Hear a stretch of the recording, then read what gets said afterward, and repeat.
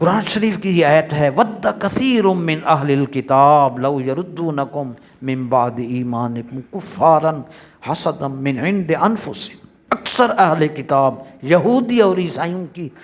سب سے بڑی دل کی تمنا یہ ہے کہ تمہیں ایمان لانے کے بعد پھر کافر بنا دیں،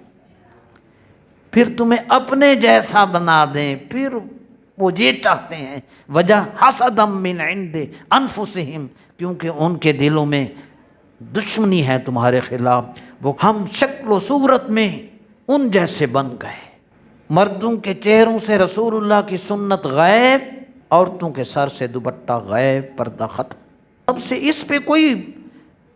مسئلہ ہی کوئی نہیں، وہ سارے ہیں جنے، سارے ہیں جنے، تو یہ جملہ کافی ہوگا اللہ کے سامنے۔ میرے استاد صاحب مفتی محمد خان قادری صاحب فرماتے تھے وہ اگر سارے ہی ٹھیک تھے،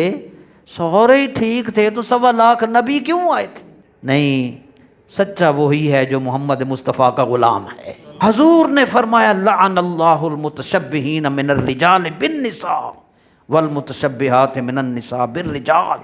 اللہ کی لعنت ان مردوں پر جو عورتوں کی شکل بنائے، اور ان عورتوں پر اللہ کی لعنت جو مردوں کی شکل بنائے۔ آج ہماری آمدنی کا سارا حصہ پارلر کے اندر خرچ ہو رہا ہے، وہ اللہ کی لعنت تھی۔